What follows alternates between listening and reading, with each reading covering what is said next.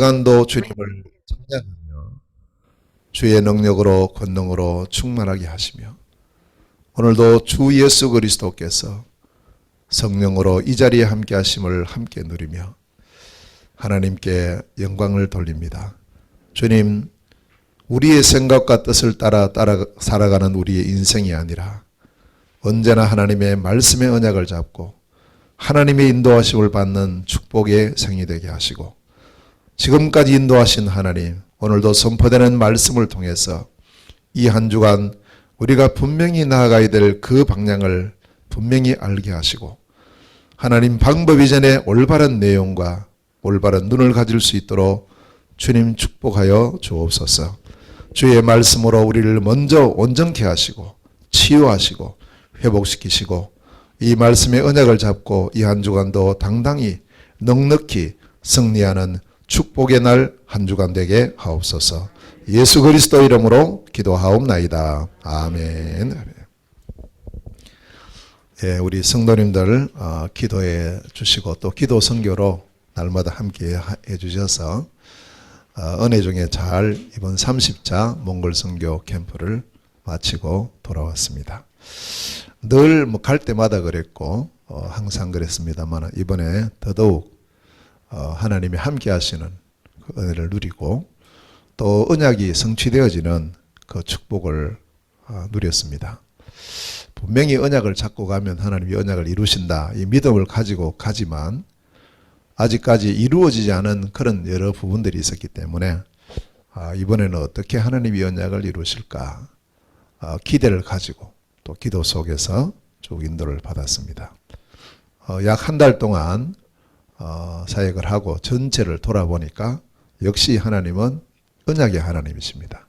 그 언약을 이루시고 우리가 볼 때는 이게 이렇게 되겠는가 했던 그런 사건까지도 하나님 언약 성취의 중요한 하나의 방법이었고 또 시간표였음을 보게 됐습니다. 그래서 우리 모든 성도님들도 우리의 인생이나 우리의 신앙생활 성공하는 게 어렵지 않습니다. 자꾸 내 생각대로 내 방법대로 내 뜻대로 하다 보니까 힘들죠. 하나님의 인도받으면 제일 쉽습니다. 말씀에 인도받으면 가장 쉽습니다. 주의 말씀은 내 발의 등이요 내 길의 빛이기 때문에 이 한 주간도 오늘 선포되는 말씀을 잘 붙잡고 말씀 다 기억하지 않아도 돼요.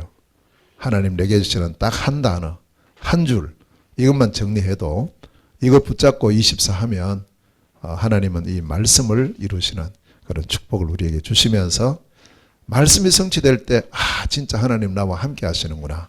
이걸 우리가 체험하게 되잖아요. 기도가 응답될 때 하나님 내게 역사하시는구나. 체험이 되잖아요. 전도의 문이 열릴 때 하나님 정말 나와 함께 하시고 나를 사용하시는구나. 이런 부분들이 체험되어집니다. 그래서 항상 우리는 세 가지 말씀이 성취되고 기도가 응답되고 전도의 문이 열리고 그 정인의 축복 누리는 그 삶이 우리 인생길에 가장 복된 삶이면서 행복한 삶입니다. 이 한 주간도 반드시 이 세 가지가 성취되어지는 복된 한 주간이 될 줄로 믿습니다.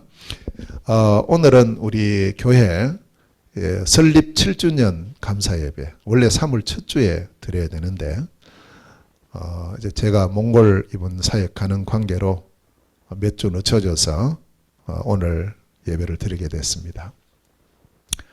7년을 이렇게 돌아보면요.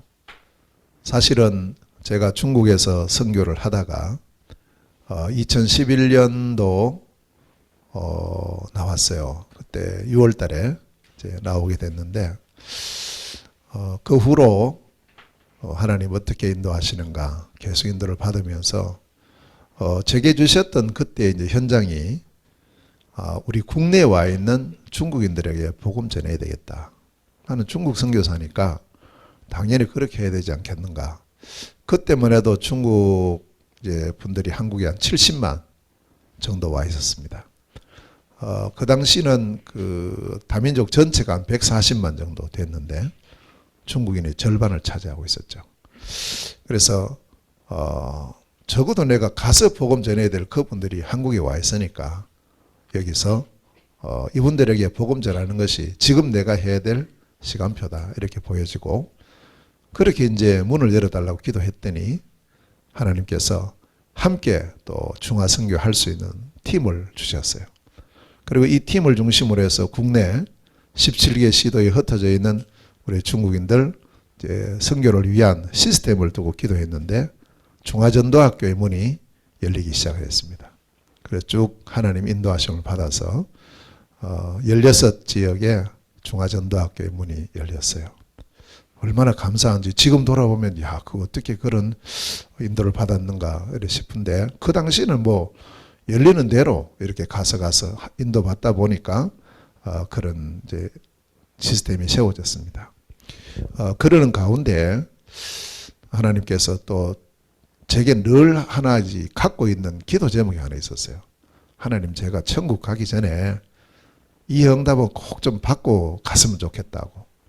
그게 뭐냐 하면 제가 성경을 살펴보고 하면서 이런 교회가 좀 세워지고 또 이런 교회의 축복을 한번 꼭 받아보고 싶습니다 했던 그 교회가 안디옥 교회예요.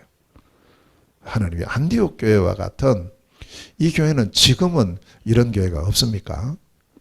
또 이왕이면 제가 이 교회의 응답을 한 번은 꼭 받고 그렇게 됐으면 좋겠다고 늘 평상시에 기도하고 있었는데, 마침 이제 사실은 선교사가 뭐 교회를 개척하고 이거는 안 되거든요.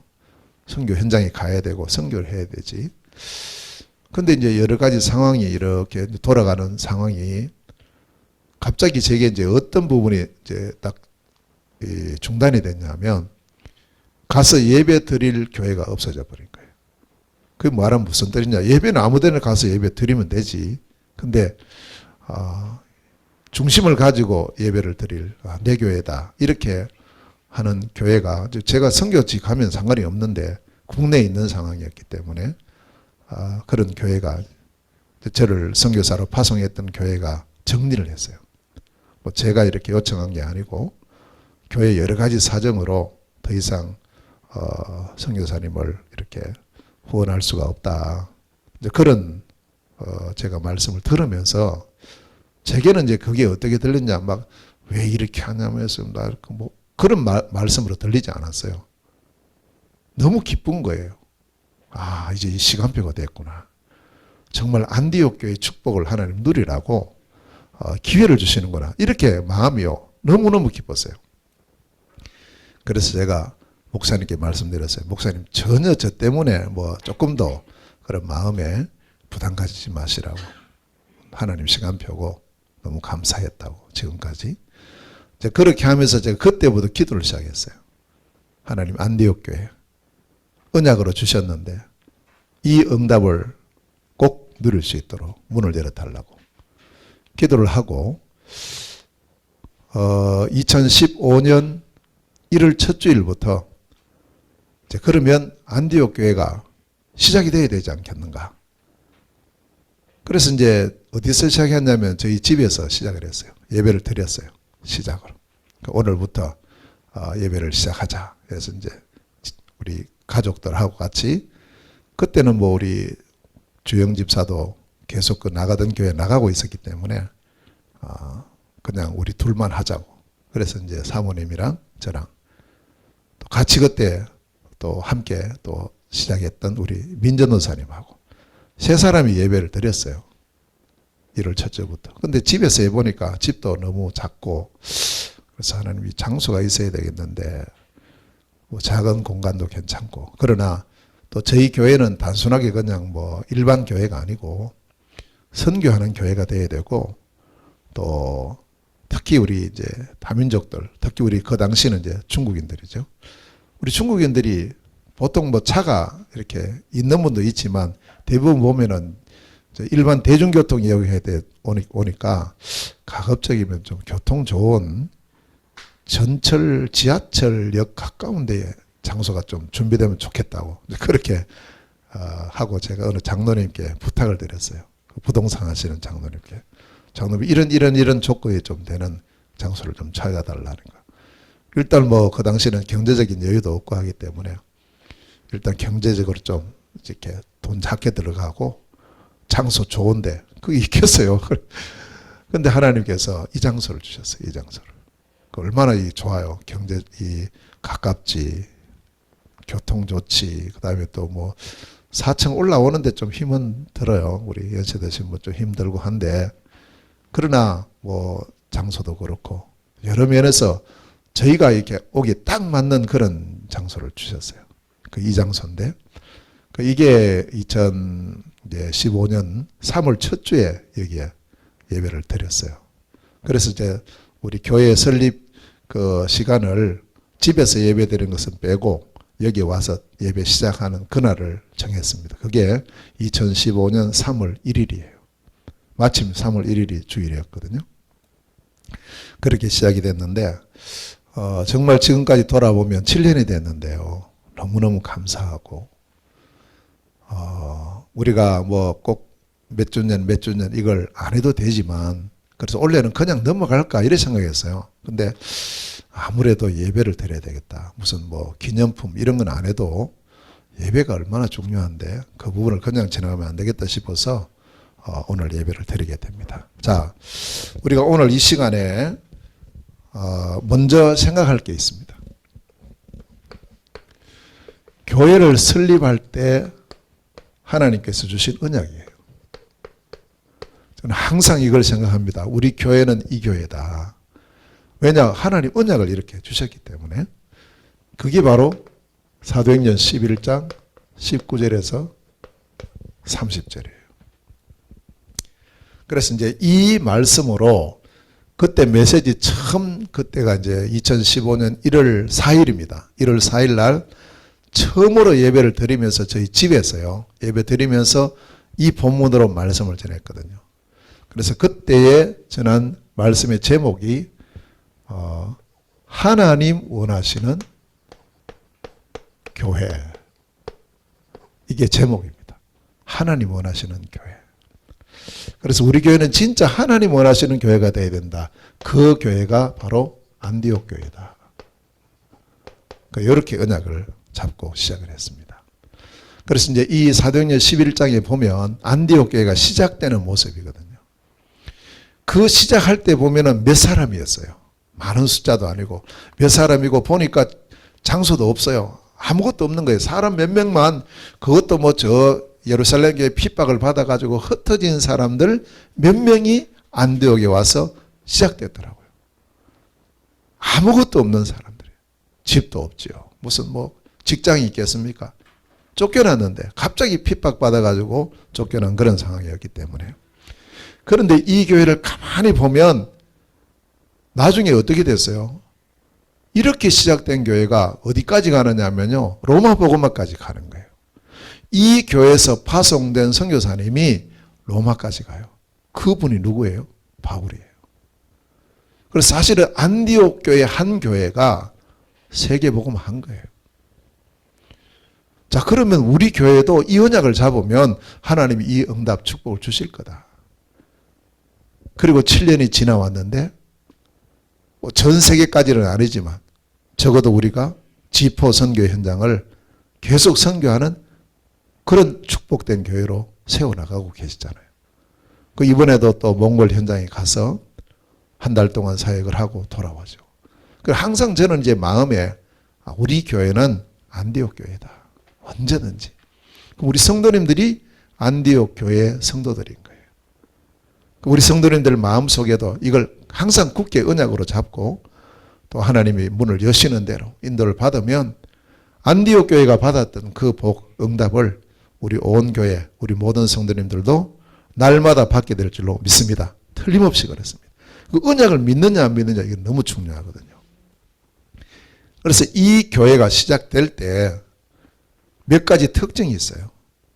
우리가 이걸 언약으로 잡아야 되는구나. 여기 보면 이 교회는요, 처음부터 오직이었어요. 오직. 무엇이 오직이었느냐? 복음이에요. 오직 복음 중심이에요. 19절 20절에 보면 복음 때문에 흩어졌어요. 복음 때문에. 복음을 위해서 흩어졌어요. 복음을 지키기 위해서 흩어진 거 있죠.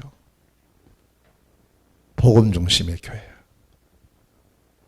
우리 교회가 바로 이 복음 중심의 교회인 줄로 믿습니다. 두 번째는 오직 전도 중심의 교회예요. 예배당을 먼저 안 채웠어요. 오자마자 이 몇 사람이 뭐부터 시작했느냐? 유대인에게요. 복음 전하기 시작한 거예요. 복음. 복음이 모든 것이니까 이 복음 전하는 것이 모든 것이다. 진짜 내가 가진 것이 전부다라면 이걸 말해주고 이것 전하는 것이 우리의 모든 것이 되어야 되지 않겠어요? 전도를 어떤 하나의 방법이라든지 무슨 또 뭐 어떤 실적을 올리기 위해서라든지 그런 측면에서의 전도가 아닙니다. 정말 복음이 나의 모든 문제를 해결하는 그 답이 맞다면, 내게 답이라면 이 답이 다른 사람에게도 전해져야 되죠. 그게 전도입니다. 정인이죠, 우리는 정인. 그리고 세 번째로 이 교회는 처음부터 선교 중심이에요. 20절에.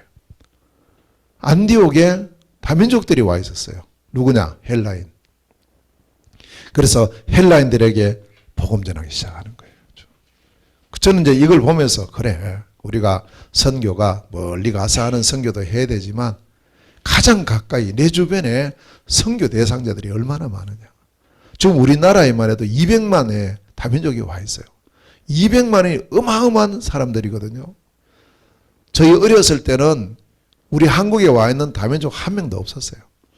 그때 이제 와 있었던 외국 사람들은, 저희가 보는 외국 사람은 누구냐? 미군밖에 없었어요. 미군. 제가 있던 그 지역에 그 대구 시내에 미군 부대가 있었거든요. 그 이 사람들이 이제 차 타고 한 번씩 이렇게 도로로 지나가면 그거 보는 것이 전부 다였어요. 다른 나라 사람 없어요. 그냥 미군들만.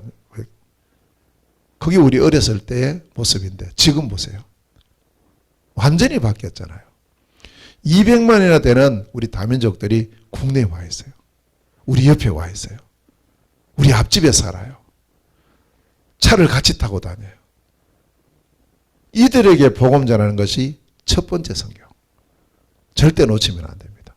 그 안디옥 교회도 제일 먼저 했던 선교는 와 있는 선교예요. 현장 선교. 그리고 두 번째 했던 선교를 보니까 보내는 선교를 하는 거예요. 내가 직접 갈 수 없다. 그럼 내가 어떻게 해야 되죠? 안 하면 되느냐? 아니죠. 내가 할 수 있는 걸 찾았어요. 선교비 드리고 기도하고 이렇게 하면서 이제 보내는 선교를 했어요. 세 번째 선교가 가는 선교예요. 직접 가는 거예요. 또 시간표 되면. 그래서 이러한 선교가, 저는 옛날에 제가 이제 그 신학교 가고 이렇게 목사 되고 교회를 개척했어도 뭘 제가 제일 잘 몰랐냐면 복음을 잘 몰랐어요. 성경은 알았는데 복음을 잘 몰랐어요. 그러다 보니까 전도가 너무너무 어려운 거 있죠. 그 전도는 하나의 방법이었어요. 얼마나 힘듭니까? 교회를 부흥시켜야 되는데. 그러니까 이것도 제대로 이해가 안 됐죠. 그러니까 선교라는 것은 꿈도 못 꿨어요. 꿈도. 우리 교회는 선교하고는 관계없어. 그래 생각했다니까요. 근데 안디옥 교회는요, 처음부터 선교하는 거예요. 처음부터 복음, 처음부터 전도, 처음부터 선교. 그게 성경이 말씀하는 교회. 마가다락방 교회가 세워질 때도 분명히 예수님 말씀하셨잖아요. 가서 모든 민족으로 제자를 삼으라. 땅 끝까지 이르러 내 정인이 되리라. 온 천하 만민에게 이 복음 전해라. 이렇게 했거든요. 그 언약, 그 사명 받은 사람들이 세워진 교회가 예루살렘 교회요, 마가다락방 교회였어요. 그런데 그걸 사장시켜버렸죠. 안디옥 교회. 자, 네 번째 이 안디옥 교회는, 자, 이걸 해야 되기 때문에 가만히 생각해 보면 결국 혼자 할 수 없잖아요. 그래서 오직 제자구나. 26절이에요. 제자 중심. 그래서 저도 이번에 쭉 가면서도 이제 이 언약을 잡고 갔어요. 여기 보면은 어떤 제자냐 했을 때, 이 안디옥 교회에서 세워졌던 제자는 그리스도의 제자였어요. 이 제자가 세워져야 되는 거예요. 우리 교회 모든 성도들은 어떤 제자로 세워져야 됩니까? 그리스도의 제자로. 아멘. 그리스도의 제자로. 이 부분에 대해서 여러분 잘한다고 생각하면 안 돼요. 잘한다고 생각하기 때문에 속아요. 왜 잘한다고 자꾸 우리도 모르게 그렇게 생각하죠? 계속 메시지 들으니까요. 계속 그리스도 메시지 들으니까 아 나는 잘 알고 있구나. 나는 이거 제대로 누리고 있구나. 이렇게 하는데 막상 내 자신을 깊이 돌아보면 귀에 많이 있기는 익었는데 실제 내 입에서 나갈 때는 그리스도 중심 메시지가 안 나갈 때가 더 많아요. 우리도 모르게. 이걸 우리 성도님들이 이번 한 주간에 좀 깊이 좀 돌아보면 좋을 것 같습니다. 그리스도의 제자입니다.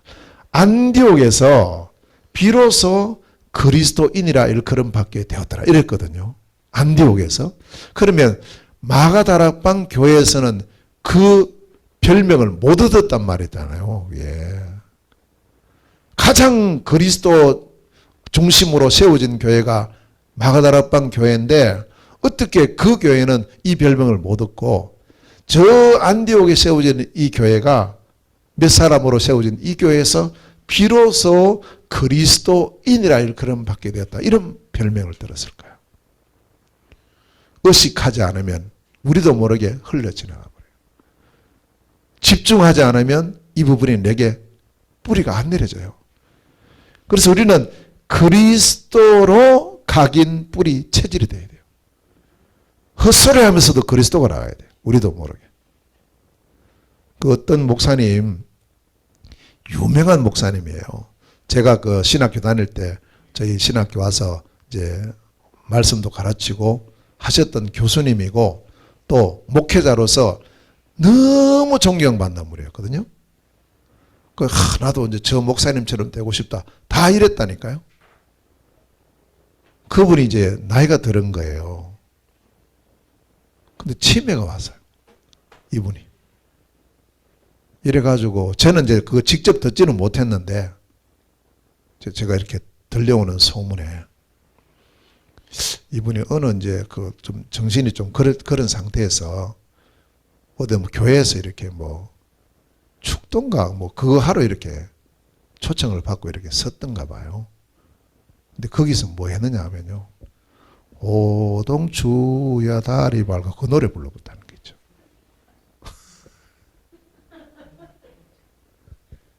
그게 뭔 뜻이에요? 아, 부를 수 있지. 그 뭐 부를 수 있잖아요. 그게 깊이 잠재되어 있는 거예요. 그래 그게 튀어나오는 거예요. 나도 모르게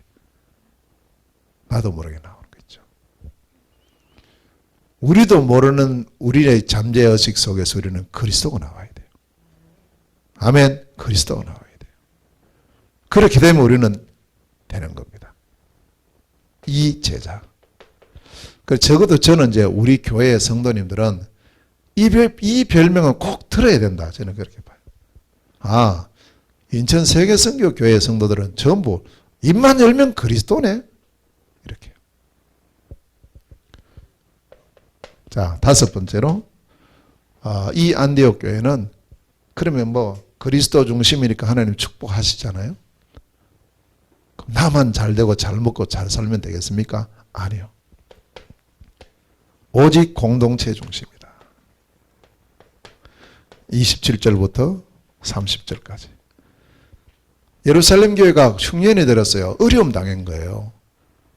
우리가 생각할 때는 저거 봐라. 저거 복음도 제대로 못 깨닫고 저거 전도도 제대로 못하고 뭐 선교도 제대로 안 하니까 저렇지 이렇게 우리도 모르게 그럴 수 있거든요. 우리 왜 아직 저도 100% 지금 그리스도화가 안 돼 있어가지고 조금 그 다른 사람들 일이 잘못되는 거 보면 어떻게 저럴까 이렇게 돼야 되는데 어떨 때는 그게 좀 이렇게 말이죠. 저도 모르겠죠. 기분이 안 나빠지려는 그런 게 있는 거예요. 이래 보면 특히 좀 잘 나가던 사람들이 이래 좀 저럴 때 있잖아요. 아직 저도 멀었는 것 같아요. 바울도 그랬대요. 바울도 그래서 뭐라고 고백했냐면 나는 날마다 죽는다고. 날마다 죽어야 돼. 내가 그리스도 안에 십자가에 못 박혀 죽었다고. 그게 매일매일 그렇게 돼야 되는 것. 우리가 나는 이제 됐다라고 하는 그때가 넘어질까 조심하라 했거든요. 늘 그래. 늘 말씀 앞에서 복음 앞에서. 그런데 이제 이 교회는 예루살렘 교회가 어려움 당했다는 소식을 듣자마자 바로 부조를 보내는 거예요. 다 자기 형편대로 다 참여해가지고요. 이것을 모아서 예루살렘 교회로 보냈어요. 우리 교회는 살리는 교회입니다. 모든 사람 살리고요. 돕고 살리고 세우는 교회. 그것이 안디옥 교회였다. 그러니까 진짜 안디옥 교회는 어떤 교회죠? 복음의 교회, 복음의 교회. 그 말만 복음이 아니고 실제 삶 속에서도 이 복음이 나타나는. 자, 그러니 하나님 서실 수밖에 없죠. 그래서 이 5가지가 안디옥 교회의 시작이고 우리 교회의 시작이다. 다 우리의 모습은 부족하지만 하나님은 이 언약으로 우리 교회를 시작하게 하셨어요. 이 언약대로 이루어 가시고 계시는 줄 믿습니다. 다시 한번 혹시 놓쳤던 분은 오늘 다시 붙잡으세요. 그 5가지는. 절대 놓치면 안 됩니다. 자, 그래서 오늘 바울이 지금 이 고린도 교회를 향해서 편지를 쓰고 있거든요. 바울이 모든 자기의 삶을 돌아보면서 이제 이건 오래됐어요. 안디옥 교회에서 파송받고 1차 선교, 2차 선교, 3차 하고 있는 그 당시예요. 그래서 자기가 고린도에 가서 복음 전한 그런 내용들, 고린도 교회가 세워지고 하는 여러 가지를 보면서 고린도 교회에 편지를 써요. 편지 쓰면서 오늘 이 고백을 하고 있는 거예요. 뭐라고 고백하느냐 하니까 모든 것이 하나님의 은혜다. 이게 바울의 고백이에요. 모든 것을 다 이루고 난 사도 바울의 고백이었다. 그게 오늘 1절에서부터 11절까지예요. 여기 보면 바울이 밝히고 있는 하나님의 은혜. 뭐가 하나님의 은혜냐 했을 때 3가지를 말씀하고 있어요. 첫째로 하나님께서 우리에게 복음 주신 것이 하나님의 은혜다. 그렇죠. 최고의 하나님의 선물이 뭡니까? 복음 주신 거 아니에요. 이 복음을 알기 이전에 우리는 진짜 문제가 뭔가 이걸 알아야 돼요. 자꾸 우리는 문제는 제대로 진단 안 해주고 답만 주니까 그 상대방에게는 답이 안 돼요. 문제를 정확히 알려줘야 되는 거예요. 문제를요. 그래서 진짜 문제는 눈에 보이는 문제가 아니죠. 창세기 3장의 근본 문제 3가지요. 마귀의 유혹으로 인간이 범죄하고 하나님을 떠난 이것이다. 이 문제 때문에 눈에 보이는 12가지 상태가 생긴 거다. 사람들은 이제 이 상태만 보는 거죠. 자꾸 이거 뭐 어떻게 해결할 건가 이러는데 아닙니다. 그것은 결과이고 원인이 더 중요해요. 근본 문제예요. 저도 이번에 쭉 몽골 가서 사역을 하면서 다른 거 안 했어요. 몽골 사람은 한국 사람하고 또 다르잖아요. 몽골은 이제 이 복음 이제 선교 문 열린 지 30년밖에 안 돼요. 아직. 그러니까 교회도 모르고 예수도 모르고 한 번도 못 들어본 사람들이 엄청 많거든요. 이번에 갔을 때도 그래요. 교회라는 자체를 모르는 거예요. 그러니 뭘 알겠어요. 그래도 우리나라 사람 뭐 교회 안 다녀도 뭐 나름대로 알고 있는 지식들이 있는데 그러니까 이 사람들이 가서 뭐 예수 믿으세요. 이래가 말이 안 먹혀요. 절대 먹히지 않습니다. 그 저는 이제 항상 어디 가든지 문제를 진단해요. 문제. 사람이 뭔가. 왜 이런 문제가 왔는가? 그 원인이 뭔가? 이걸 쭉 이렇게 이제 이야기해 주면 우리가 생각할 때는 못 알아들 것 같은데 아니요. 그렇게 하면 알아들어요. 아, 그렇구나. 그러니까 영생을 주시기로 작정된 자는 이 복음을 말해줄 때 알아들어요. 정확한 진단이에요. 진단이 딱 제대로 되면 여기에 대한 해답은 여러 가지가 아닙니다. 유일한 해답이에요. 절대 인간의 힘과 노력으로는 해결이 안 되잖아요. 이 유일한 해답이 다른 게 아니고 복음이다. 하나님 주신 복음이에요. 자, 이 복음이 그리스도예요. 정확하게 문제 진단이 되면 다른 걸 말할 수 없어요. 그리스도만 답이 되는 거예요. 사단의 권세를 완전히 깨뜨린 참된 왕. 우리의 모든 죄 문제를 해결하신 참 제사장. 하나님 만나는 유일한 길을 여신 참 선지자이신 그리스도. 그 그리스도로 우리의 문제는 해결이 된다. 그래서 그리스도가 모든 문제의 해결자예요. 그 해결자이신 그리스도가 이 땅에 오셨지요. 그분의 이름이 예수예요. 이때 이제 예수가 나오는 거죠.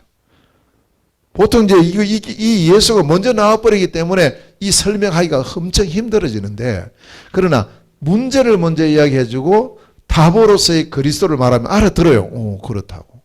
당신 다 직분이 있지 않냐. 이름 있고 직이 있지 않냐. 하는 일에 따라서 그리스도는 사람 이름이 아니고 직분이다. 세 가지 직을 가지신 분이 그리스도다. 그 그리스도가 나의 문제, 당신의 문제를 해결하시는데 하나님 보내신다고 약속하셨고 그분을 하나님께서 때가 되면 보내셨다. 사람으로 오셨으니까 이름이 있지 않냐. 그 이름이 예수다. 예수는 누구냐? 처음부터 그리스도의 성취자시다. 그래서 이 예수님이 그리스도라는 증거로 오늘 본문에 보면은 죽으셨죠. 성경대로 그리스도께서 우리의 죄를 위하여 죽으시고 완성하신 겁니다. 성경대로 그리스도께서 부활하시고, 이 부활이 뭡니까?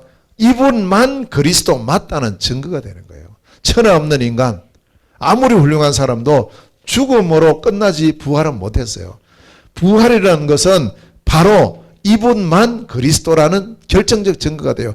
예수님의 부활은 예수님만 그리스도이심을 온 천하에 선포한 증거의 사건인 줄 믿습니다. 그래서 진짜 예수님이 그리스도 맞다는 증거로 부활하셔가지고 여러 사람에게 보인 거예요. 오늘 본문에서 말씀하잖아요. 5절에서부터 8절에. 여기 보면은 뭐 게바에게 보이고 12제자에게 보이고 500명에게 한꺼번에 보이고 야고보에게 보이고 모든 사도들에게 보이고 제일 마지막에 만삭되어 나지 못한 자 같은, 진짜 나 모자라는 나 같은, 교회를 핍박하는 나 같은 이런 사람에게도 보였다. 바울에게. 이게 다메섹 도상에서 부활하신 그리스도 예수님을 만난 사건을 바울이 말하는 거예요. 하나님께서 우리에게 복음 주신 것이 은혜 중에 은혜인 줄 믿습니다. 이 복음. 자, 두 번째는 뭐냐? 이 복음으로 말미암아 우리가 구원받은 것이 하나님 은혜다. 2절에서 말씀하죠. 너희가 이 복음을 정말 믿음으로 구원을 받았다. 이것이 하나님의 은혜다. 에베소서 2장 8절 9절에 너희가 그 은혜를 인하여 믿음으로 말미암아 구원을 받았다. 이것은 하나님의 선물이다. 행위에서 난 것이 아니다. 이는 누구든지 자랑치 못한다. 감사할 따름이에요. 우리가 구원받은 것을 자랑합니까? 우리가 자랑할 근거가 뭐가 있어요? 우리는 완전히 죄인이었고 하나님 모르고 사단에게 완전히 장악되어 살았던 우리가 어떻게 우리 힘으로 구원받을 수 있어요? 안 되는 거예요. 우리가 구원받은 것은 전적인 하나님의 은혜인 줄 믿습니다. 전적인 은혜인 거예요, 이게요. 얼마나 감사합니까? 돌아보면 감사하고, 내 같은 것이 어떻게 구원받을 수 있지? 세 번째 하나님 은혜를 말씀합니다. 그게 사명이에요. 그래서 9절에서부터 11절에 보면 바울이 나는 진짜 막 교회에 박해하던 그런 사람인데 나는 사도 될 만한 자격이 없다. 내가 어떻게 사도 되겠냐. 나는 교회 핍박하는 사람이었는데 그런데 하나님께서 나를 사도로 세웠다. 이것은 전적인 하나님의 은혜다. 하나님께서 나를 전도자로 세웠다. 내가 어떻게 이런 사람 될 수 있을까? 이것은 하나님의 은혜다. 하나님께서 나를 선교사로 세웠다. 내가 어떻게 이거 감당할 수 있겠는가? 아무리 생각해도 이 모든 것은 하나님의 은혜로 된 것이다. 10절에서 바울은 은혜를 3번이나 얘기해요. 내가 나된 것도 하나님의 은혜고, 내게 주신 모든 것도 하나님의 은혜고, 나를 사도로 세우고 전도자로 세우고 선교사로 세워서 주의 일을 감당하게 하고 다른 사도들보다 더 많이 내가 수고를 했지만 내가 한 것이 아니고 이 모든 것이 오직 하나님의 은혜로 된 것이다. 저도 이 말씀을 이렇게 보면서요, 제가 바울하고 비교할 수 있겠습니까? 저는 그러나 바울이 고백했던 이 고백이 제게도 고백이 되는 거예요. 이번에도 쭉 한 달 순회를 하고 울란바토로 돌아와서 미션홈에 있으면서 마지막 지난 주일이에요. 지난 주일 메시지를 이제 마지막 그 주일인데 어떤 메시지를 할까 계속 기도를 했거든요. 하나님 이거 생각나 계속. 한 달 동안 진행한 모든 것이 하나님의 은혜다. 내가 뭘 한 게 없다. 제가 할 수 있는 게 있습니까? 저는 몽골 말도 못하는 사람인데. 그런데 하나님께서 사용하시더라고. 쭉 가는 데마다. 이 모든 것은 하나님의 은혜.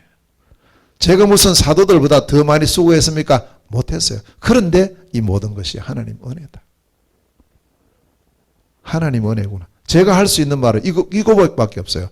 우리 교회가 7년 동안 이렇게 쭉 은혜 중에 잘 진행되어 오고 이제 지금 또 선교하면서 여러 가지 지금 작은 교회지만 작은 교회가 아니잖아요.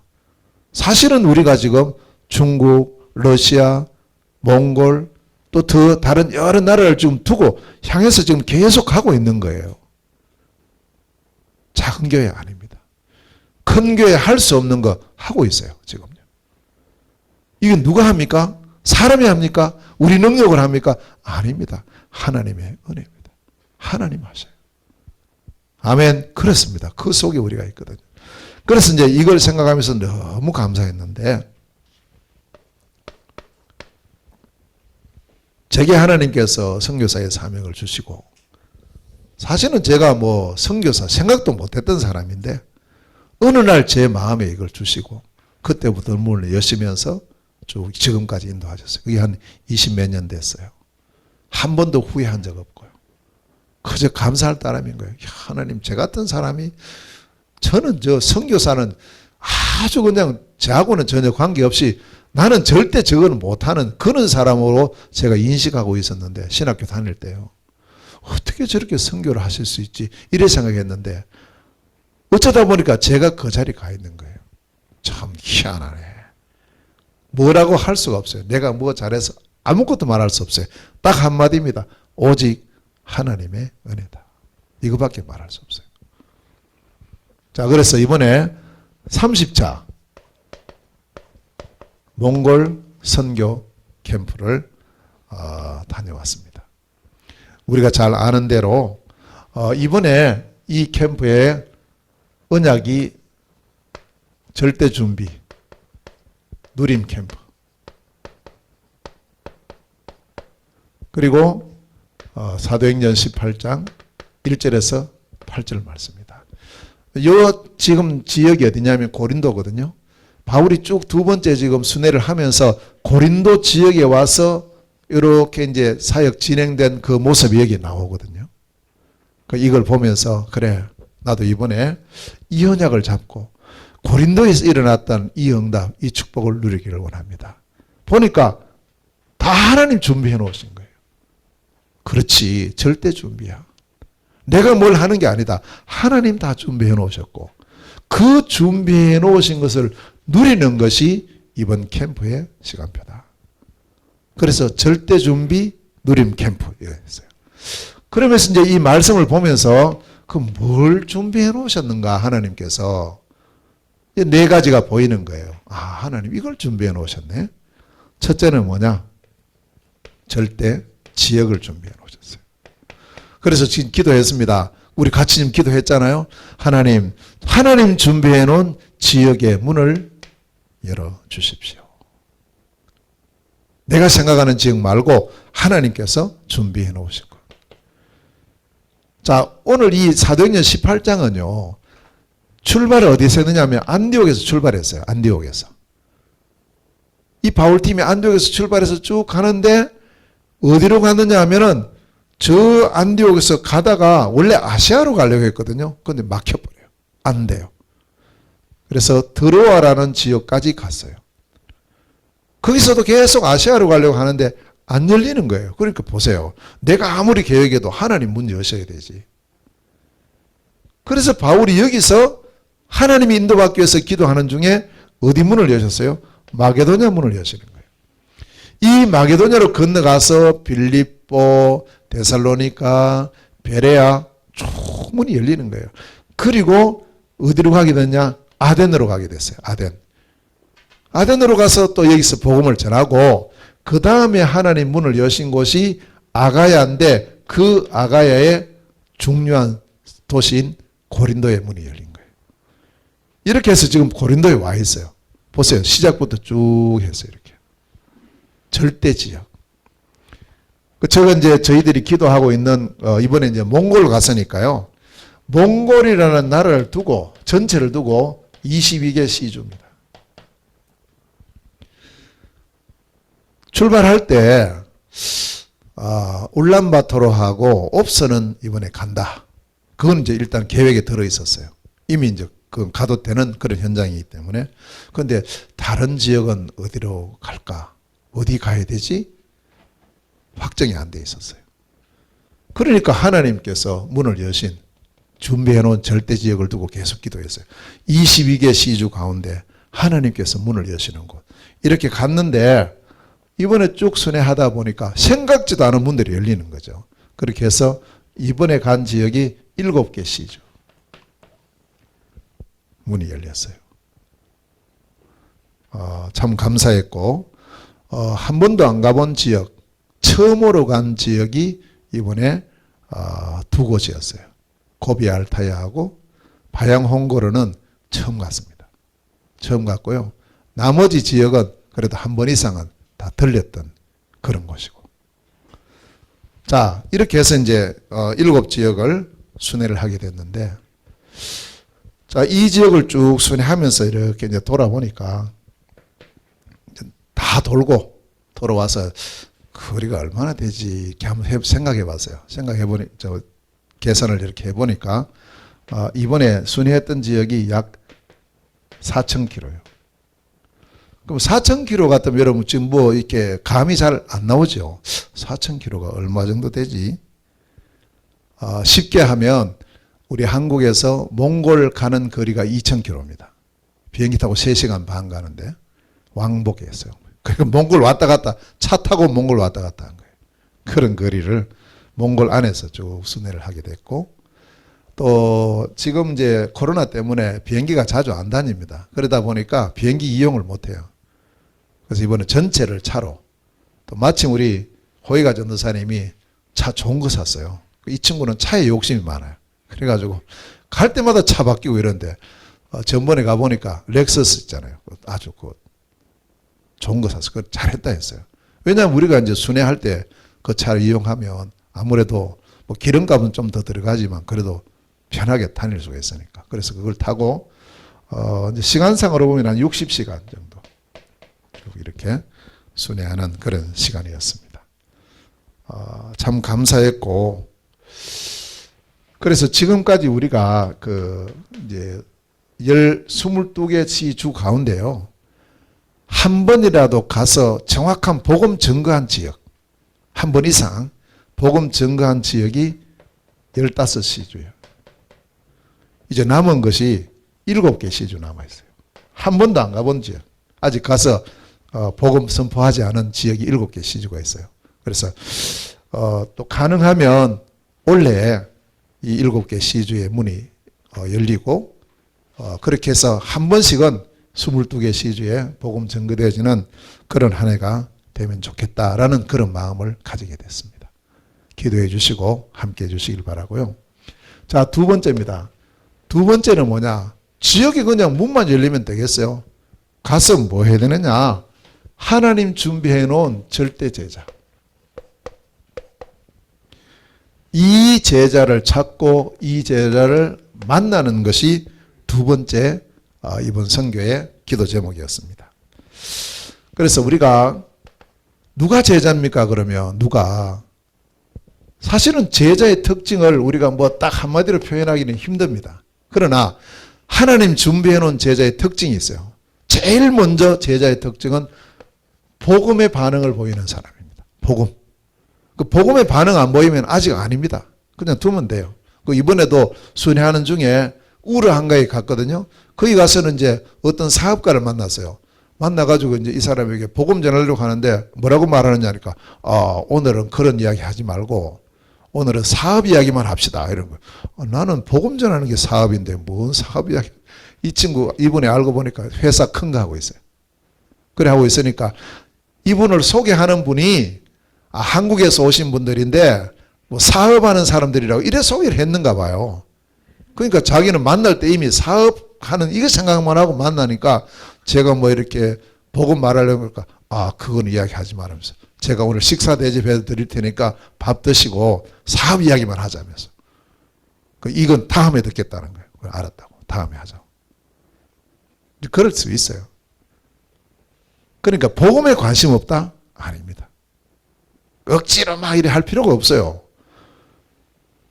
그러나 분명히 하나님 준비해 놓은 제자의 특징은 복음에 관심. 그 어떤 분은요, 이 복음 받고 너무 기뻐하고요. 어떤 분은 이 복음 받기 전과 받은 후회가 완전히 달라지고 이런 모습들이 쭉 이번에 보여요. 그 다음에 두 번째는 제자는 말씀 따라가는 사람. 그 이번에 hen티에 갔는데 그 전도사님 한 분을 만났어요. 그 이분을 만나가지고 제가 이제 거기서 이 메시지를 했는데 이 전도사님이 처음 만나는 사람인데 어디에 반응이 팍 오느냐 하면 말씀에 반응 오는 거예요.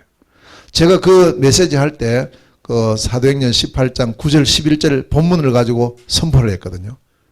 하나님의 준비 이 제목을 가지고 선포했는데 이분이 막 나중에 마치고 포럼할 때 막 울려고 하는 거예요. 왜 그런가 하니까 자기가 이 지역에 개척을 하러 왔대요. 1년 반 전에. 올 때에 자기가 붙잡고 온 언약이 사도행전 18장 10절이었다고. 그걸 오늘 선교사님이 이 본문으로 메시지를 선포하니까 자기가 막 그거 들으면서 막 너무 이렇게 놀라고 이랬다고. 그 다음 날은 또 메시지 하는 중에 마태복음 16장 16절 우리는 많이 들었죠. 그거 메시지를 선포하는데 이분이 또 포럼할 때 말하는 거예요. 자기가 올 때 두 번째 붙잡았던 언약이 마태복음 16장 16절이었다. 말씀에 탁 바로 제자입니다. 세 번째는 제자는 전도에 관심 있는 사람. 이번에 저 바양 홍고리에 가서 우리 그 소라 알죠, 여러분? 그 지금 인천에 저기 살고 있는 작년에 불난 집죠. 그 소라의 고향입니다. 부모님 거기 계셔요. 그래서 이제 여기 가서 이번에 또 시간표가 돼서 복음을 전했는데 이분들이 복음 받고 너무 기뻐하면서 그 어머니, 소라 어머니가 뭐라고 말하냐. 다음에 오시면 5월 달에 온다 했거든요. 그러니까 다음에 오시면 자기가 사람 많이 모아 놓겠다고. 벌써 그렇게 말 안 해도 전도에 관심. 선교. 우리가 이제 처음 영접하고 나면 신앙 고백하는 거 있잖아요.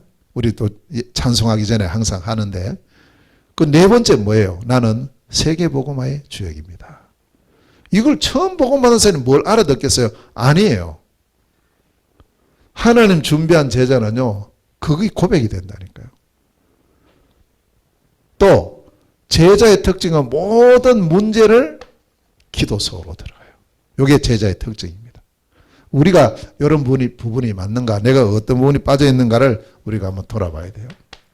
자, 이번에 7개 지역을 순회를 하면서 복음 받은 사람, 다시 말하면 이 복음 듣고 예수님을 그리스도로 영접한 사람이 약 한 20명 정도 돼요. 이번에. 누가 아직 제자인지는 정확히 알 수가 없습니다. 그러나 분명히 하나님은 이 지역에, 고린도 지역에 디도, 유스도, 그리스보, 세례받은 사람들, 이런 제자를 준비해 놓은 것처럼 각 지역에 분명히 하나님은 제자를 준비해 놓으셨는데 이 준비된 사람 가운데 이번에 복음받은 약 20여 명 이 속에 분명히 제자가 있다. 저는 이렇게 보이고 또 이번에 만난 사람들이 그런 제자로 세워지게 될 줄로 믿습니다. 계속 기도해 주세요. 이건 한 번만에 나오는 건 아니에요. 지속적으로 쭉 복음이 증거될 때 나오죠. 우리도 이 말씀을 계속 들으면서 나온 것처럼요. 자, 그리고 세 번째입니다. 세 번째 기도 제목이 뭐였냐? 그러면 이들을 찾는 절대 팀이다. 이 절대 팀이 구성될 수 있도록. 그렇게 해서 사도행전 18장에 보면 세 팀이 나와요. 첫째는 전체를 순회하는 팀이 있어요. 순회팀. 전체. 그래서 바울팀 오늘 보면 이 고린도에서는 바울, 실라, 디모데가 팀으로 이렇게 세 사람이 팀으로 전체를 순회하고 있잖아요. 그래서 이번에 몽골 갈 때도 하나님 몽골 전체를 순회하는 팀.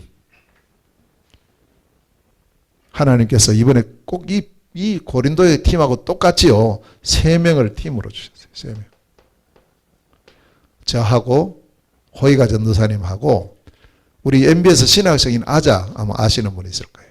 지금 24살인데 이 친구 그 3명이 이번에 팀으로 7지역을 같이 순회했고 이 아자 이 친구가 이번에 쭉 순회하고 오더니 2가지를 고백해요. 자기가 지금 그전에 한국어를 공부했거든요. 내가 물어봤어요. 야, 너 한국어 얼마 정도 알아들을 수 있냐니까 자기 말로 한 50% 알아들을 수 있을 것 같아. 이랬더라고. 그러냐고. 근데 이번에 순회하고 오더니 뭐라고 말하느냐니까. 한 가지 결심했대요. 뭐 하니까. 한국어 배워야 되겠다. 하나도 못 알아들어요. 그 학원 가가 배우는 그거야 뭐. 실제 이렇게 해보니까 못 알아듣겠는 거예요. 그럼 내가 뭐 시키면요. 엉뚱한 거 하고 앉았어. 자기도 그걸 느낀 거죠. 이제 진짜 한국어 그래 알았다. 다음에 올 때까지 너 확실하게 해라고 알았다면서. 또 하나는 자기도 앞으로 이 팀으로 계속 순회하고 싶다고. 딱 그 결단을 하더라고. 이제 본 거죠. 이렇게 다니면서. 전체를 순회하는 팀. 그래서 우리가 지포 선교 현장을 순회하는 팀. 237을 순회하는 팀. 바울팀이 바로 그 팀이었거든요. 바울팀이. 자, 두 번째입니다. 두 번째 팀이 뭐냐 하면 지역팀이 있어야 돼요. 7개 이번에 7시도를 순회를 했잖아요. 순회하면서 지역마다 팀이 나와야 돼요. 그 지역을 책임지는. 이 고린도에서는 디도 유서도하고 그리스보하고 세례받은 사람들, 이 사람들이 고린도 팀이 된 거예요. 그리고 이 사람들을 통해서 교회도 세워지고 고린도 지역 복음화가 된 것처럼 지역마다 팀이 일어나고요. 그런 모습을 많이 봅니다. 봤어요. 특히 이번에 헨티에 갔는데 헨티에는 그 우리 이제 복음들 받고 또 인도받는 그 부가 알죠, 여러분? 부가 자매 혼자 있어요. 근데 어떻게 지낼까 늘 궁금했었거든요. 2년 반 만에 갔단 말이에요. 가서 보니까 제가 깜짝 놀랐어요. 이번에 갈 때 여기는 모이는 장소도 없을 거고 지금 뭐 이렇게 그래서 이제 호텔을 있잖아요. 우리가 큰 호텔을 얻었어요. 2배로 주고. 왜? 여기 와서 이제 말씀 전해야 되니까. 그래 생각하고 미리 하고 이제 호텔 방을 방값을 2배로 주고 했는데 아이고 알고 보니까 안 그래요. 이미 다 준비해 놓은 거예요. 예배당도 준비되어 있고 다 돼 있는 거 있죠. 아이고 이 사람이 인도를 못 받으니까 이렇구나 이런 생각이 들었는데 응답을 엄청 받고 있는 거예요. 아파트도 새로 샀지 차도 2대나 되지 뭐 이상하네. 이게 어떻게 이래 되지 하는데 하나님 하셨어요. 그리고 거기서 또 아까 이야기했죠. 그 전도사님 한 분을 만나게 된 거예요. 그 두 사람이 지금 팀이 돼가지고 지금 교회도 같이 하고 있고 그리고 계속 전도하고 있고. 또 이 팀이 된 그 이유가 미용업이에요. 미용업. 같이. 그리고 이게 서로 통하는 거죠. 이런 지역팀. 지역마다 일어나야 되고요. 세 번째 팀이 산업선교팀입니다. 이 팀이 나와야 실질적으로 모든 것을 할 수가 있죠.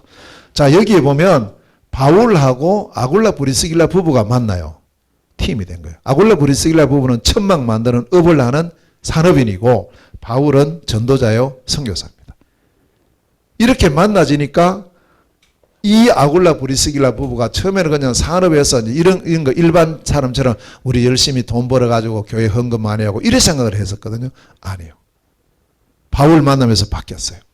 어떻게 바뀌었냐면 로마서 16장 3절에서 5절에 보면 바뀌었어요. 뭐냐? 이제는 우선순위가 바뀌어버려요. 산업을 잘해서 뭘 하는 게 아니고 복음을 위해서, 전도를 위해서, 선교를 위해서 산업을 한다. 딱 그렇게 바뀌었어요. 그 바울 돕는 일에 생명을 걸고요. 교회를 섬기고 교회를 돕는 일에 모든 생명을 드려요. 그 자기 집이, 자기 업이 교회가 됐어요. 그러면 이 사람이 업이 망했습니까? 아닙니다. 역사적인 기록에 보면 이 아굴라 브리스길라 부부에 하나님께서 역사하셨어요. 로마에 다시 들어갔는데 로마 부대에 군납하는 천막을 군납했어요. 어마어마한 거부가 됐다는 역사적 기록이 나와요. 꼭 기억하셔야 돼요. 그래서 요 팀, 그래서 이번에 옵사에 갔는데 산업선교 예배를 이번에 드렸어요. 거기서. 거기는 지금 뭐 자동차 회사, 버스 회사 있지, 또 물류센터 세워지지, 한국 식당 세워지지, 계속 이런 사람이 일어나니까 이걸 묶어서 같이 예배를 드리면서 진짜 우리가 산업선교 축복 누리자. 또 홉드라는 지역에 갔는데 거기도 지금 보니까 그 사모님이 몽골은 지금 이제 그 목사님 사모님, 목사님 가정도 일을 해야 돼요. 경제적으로. 그래서 교회에서 나오는 그거 갖고는 안 되는 거죠. 그래서 한국 식당 하고 싶다고. 또 이제 지역마다 가보니까 전부 산업하는 사람들이 서로서로 이렇게 연결이 되기 시작하고, 헨티 같은 현장도 미용업 하는 사람들이 팀이 되면서 이걸 통해서 복음이 전해지는 이런 팀들. 절대팀, 세 가지 팀이에요. 자, 마지막으로 네 번째입니다.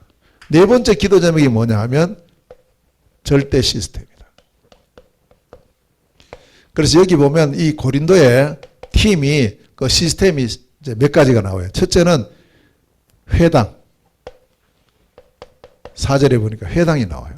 이 회당은 이미 기존 시스템, 바울이 세운 게 아니고 이미 세워져 있는 시스템. 이번에도 홉대에 갔는데 홉대에는 기존 교회 갔어요.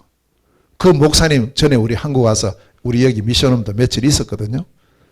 이 친구 이번에 문이 열려서 가서 그 교회 중요한 문이 될 것 같습니다. 두 번째는 뭐냐? 집. 7절에 보니까 디도 유스도의 집이에요. 집입니다. 집. 계속 집에서. 여기서 뭐가 일어나느냐? 다락방 운동이 일어나요. 그래서 이번에도 집에서 많은 문이 열렸고 또 울란바토르에도 이제 몇 집을 제가 가면서 이 집에서 다락방을 하자. 여기서 해야 된다. 이런 어떤 사명을 주고 집에서 일어나는 이 운동. 세 번째가 교회입니다. 그래서 고린도전서 1장 2절에 보면 바울이 이제 나중에 1년 6개월 지났어요. 그래서 교회가 세워졌죠. 바울이 떠나서 고린도에 편지를 보내요. 오늘 본문도 마찬가지입니다. 고린도 교회, 세워진 교회. 이 교회가 세워져야 올바른 예배가 되죠. 전도의 축복 누리죠. 선교의 축복 온전히 누리는 교회. 그래서 22개 몽골 전 시주에 하나님 원하시는 안디옥 교회와 같은 이런 교회가 세워지기를 우리 함께 기도하고 또 이 응답을 주실 줄 믿습니다. 자, 마지막 네 번째 시스템이 RUTC.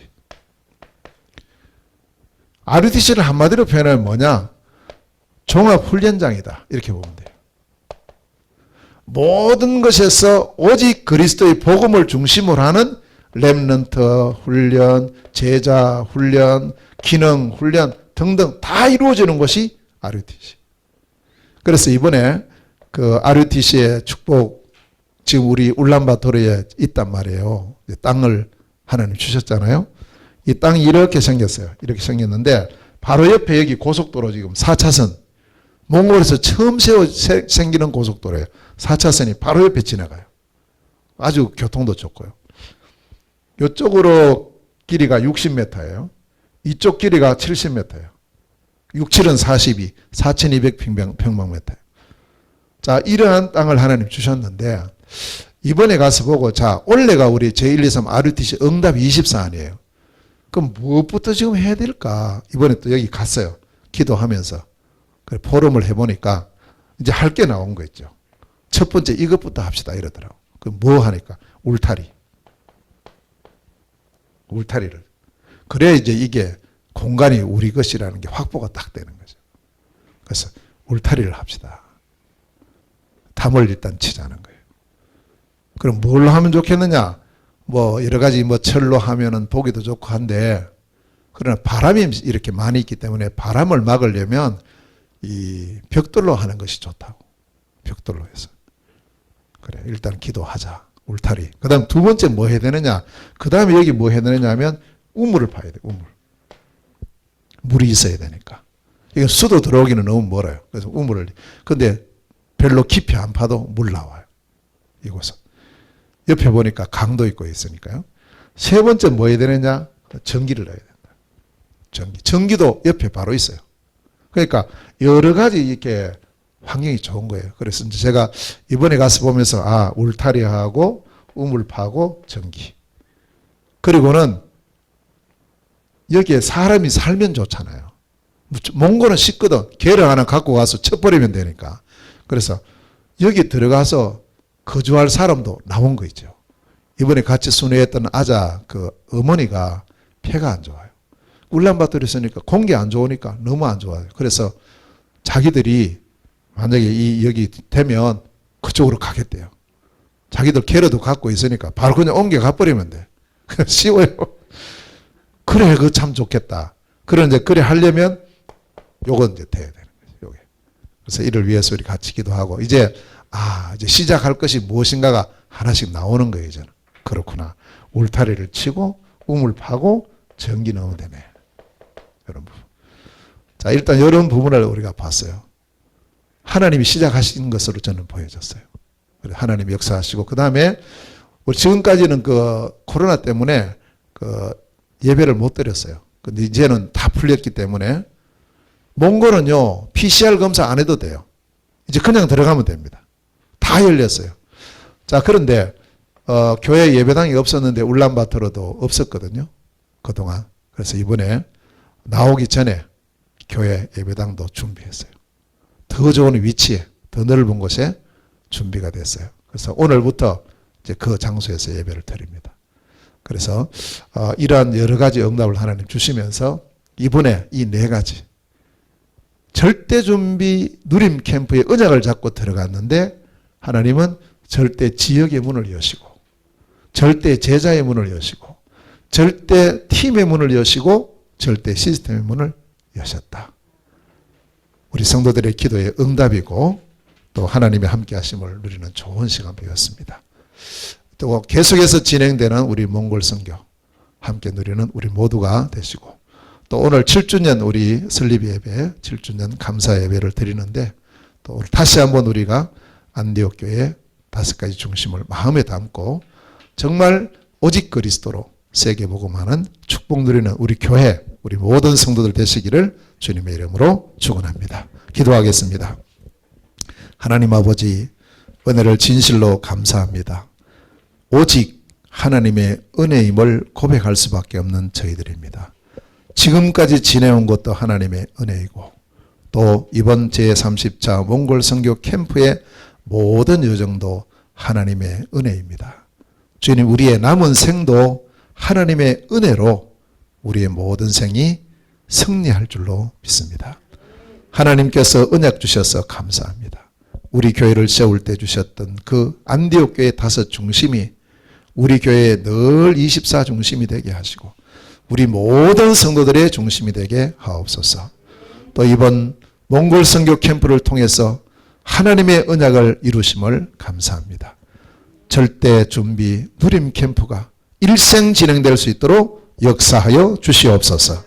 예수 그리스도 이름으로 기도하옵나이다. 아멘. 우리 찬송 320장 찬송을 함께 드리면서 준비하신 헌금 드리겠습니다. 320장 찬송입니다.